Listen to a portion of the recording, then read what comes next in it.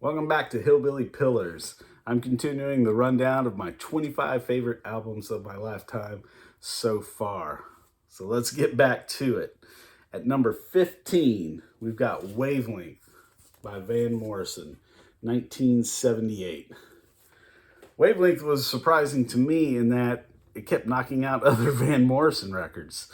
At some point, I had to be honest and be like, this is a very top Van Morrison album for me.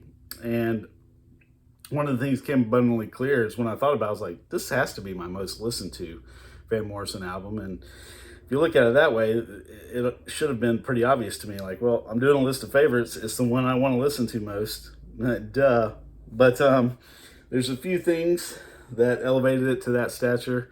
One of the things that stood out to me is, like we all do with artists we really love, and Van is, for me, it's Bob Dylan 1A, and then Van Morrison is 1B, and then there's a large gap for me to the next artist. Those are my two favorite. And when you have a favorite artist like that, they're usually these relatively unknown tracks. You know, most people would not be familiar with it. You're always like, you should hear this one. And my go-to with Van is the song "Checking It Out," which is the second song on the album. It's just a perfect R&B workout by Van. It really gets at that kind of Celtic soul, which he is the lone arbiter of. And I just love the song "Checking It Out." So you should be checking it out if you haven't heard that song before. The title track, Wavelength, is recollections of Van using metaphor of him listening to the Voice of America radio broadcast as a kid. This was a thing set up by the U.S. government to kind of spread American culture overseas.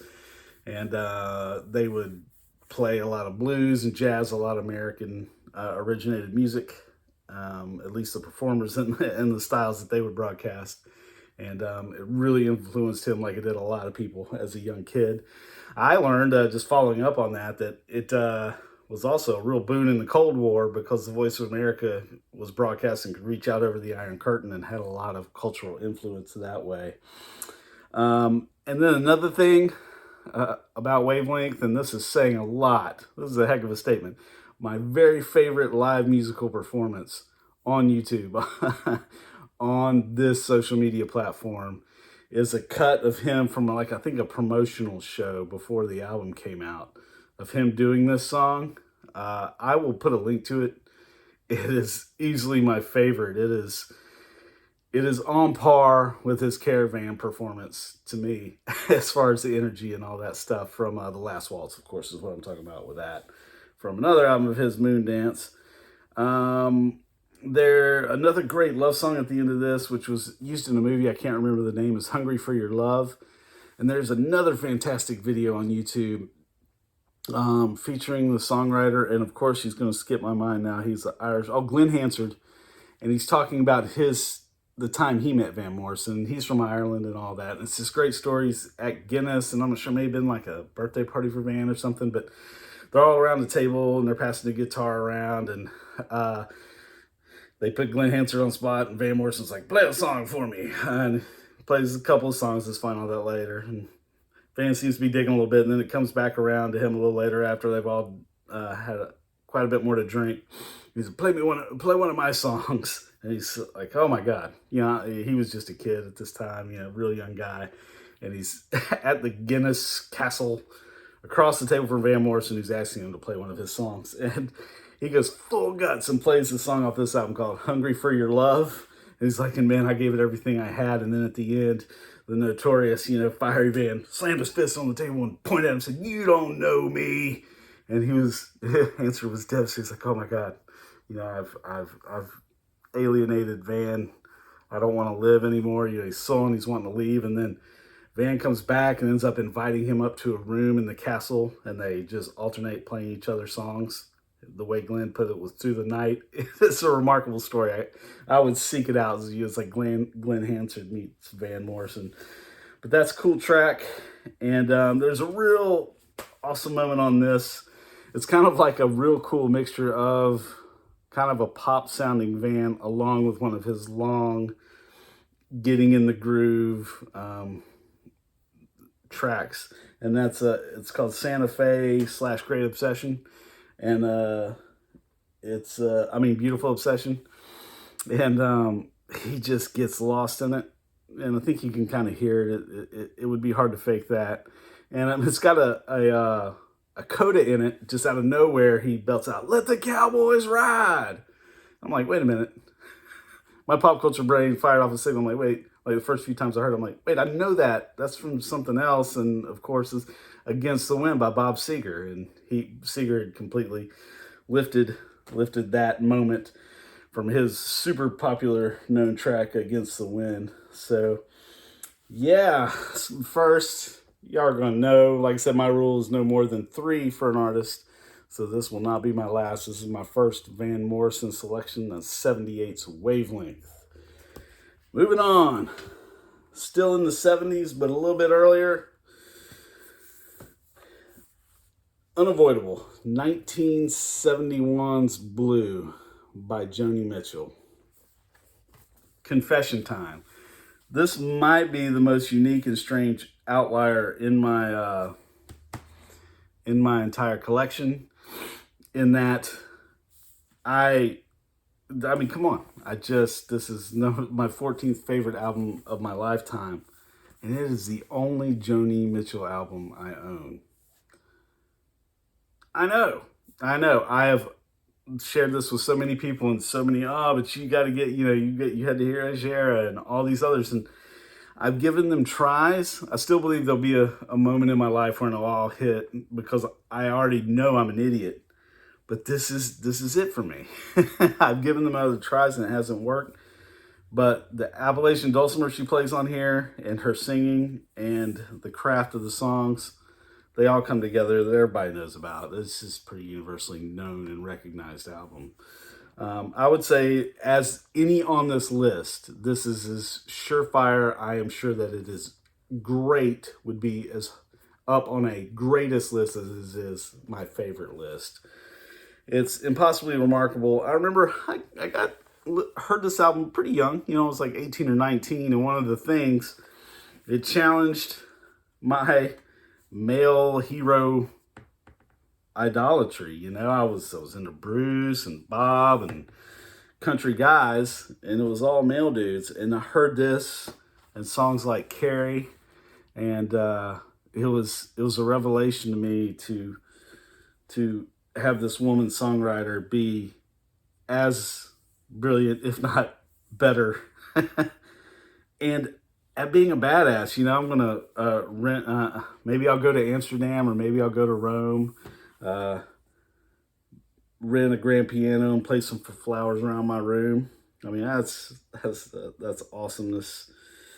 And the whole thing, I believe, once again, that returning dulcimer that comes into the songs, I think just keeps the whole album together. And I don't know if there's a better Quiet Night, go all the way in album than Blue. And I would be amiss if I didn't have it here. So, yeah, man, Joni Mitchell Blue at 14. Moving on. We have an artist most famed for his 70s catalog, but for me, it's this 90s work that makes my list. And at number 13, that is Sleeps with Angels by Neil Young and Crazy Horse. I stand on pretty firm ground where I feel like I say that this is his latter career masterpiece. You could argue that, of course, but and I also laugh because it's like latter career. Let me look again here. When is this? I believe it's 1994. So it's like 94, 95. And that's 30 years ago. But I think in the scope of Van, it's okay to say that this is a later career album, when he's, his most well-regarded period was 70s and early 80s. And so, yeah, the album is haunting. It's very purposeful. I feel like quite a bit of Neil Young's albums, sometimes it works perfectly, or just like he's got this thing and he's got to get it out and he records it, and there's not like, consideration about it or anything. He just goes in and gets it out. But this one just feels purposeful. It all ties together. He uses a tack piano on the opening song and the closing song. Are these tremendous table setters and closers of the album. And it's, there's the infamous title track, Sleeps with Angels, that he has later acknowledged that he did write following the suicide of Kurt Cobain. In Kurt Cobain's letter, he used a Neil Young lyric, "It's better to burn out than it is to rust, or than it is to fade away." And so he wrote that song about him. And it does all mostly feel like a meditation. And it's just a gorgeous, gorgeous record. One of my favorite Neil Young songs, I would say another one where I'm like, oh, if you don't know, like, listen to this. On this is called Trans Am. It's like feels like a soundtrack for a horror thriller. It's a very, very, it's got a slow kind of creeping pace to it that I love.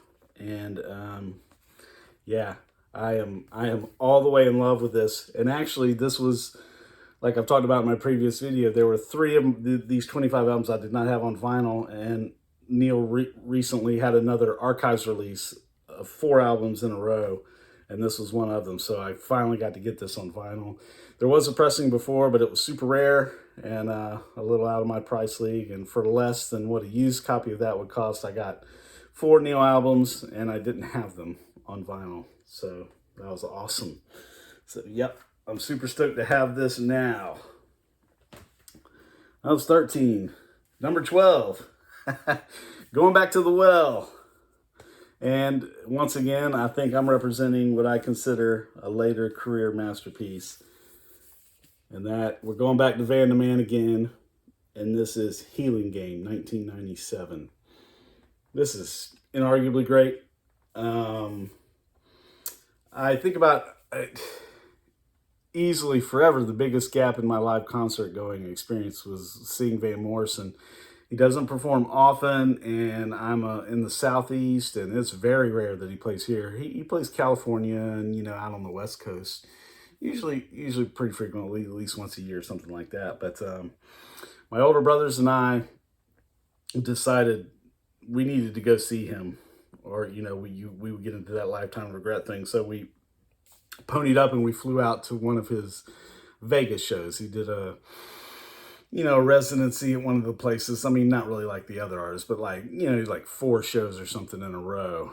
And we went out there and surpassed any expectation I had, and they were very high. There's a lot of belly aching about Van, and that, he doesn't warm up to the audience and that kind of thing. But that's never been a thing to me.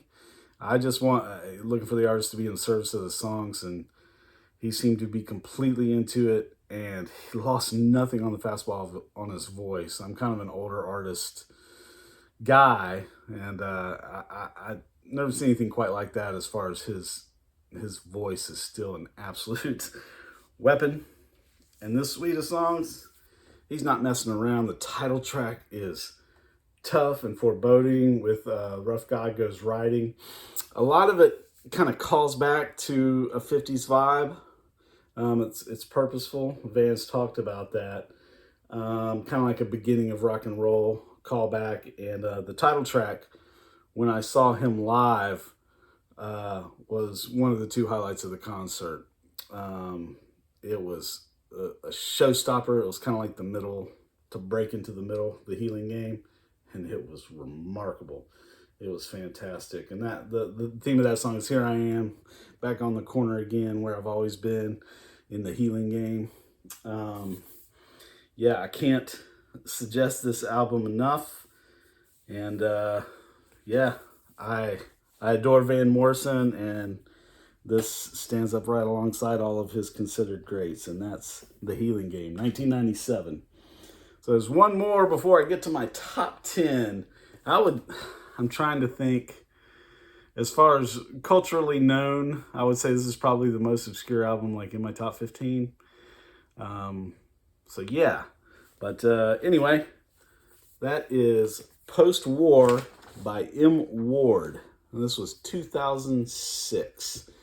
I've talked in a previous video that one of the ways for a long time now that I've tried to keep up with current music is I go review year-end lists. So once again, yay list of, some of my favorite sites or sites I prefer, just to kind of get a vibe, and I'll kind of like, based on the reviews and stuff. And I usually make a list, nothing crazy, because I know if I do too many, I won't take them on, but maybe list like 5 or 6 albums.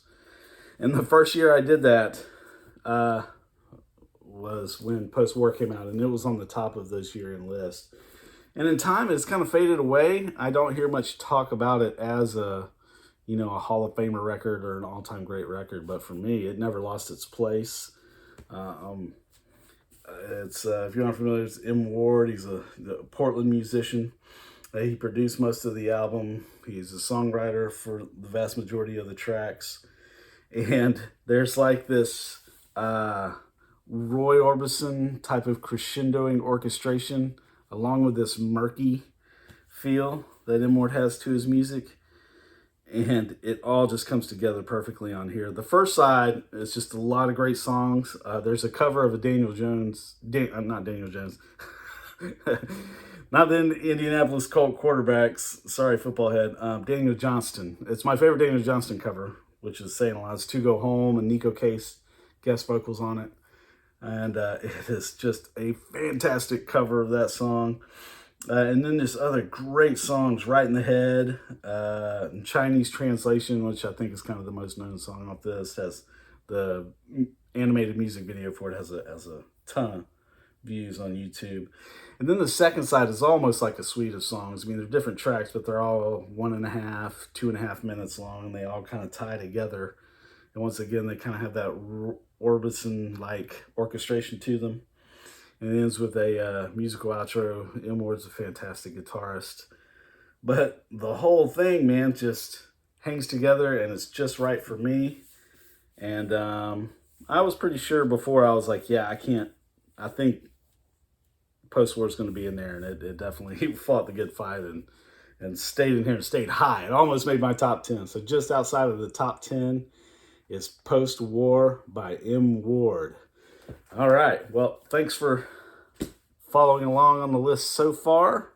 And I will be back with my top 10 favorite albums. Thanks.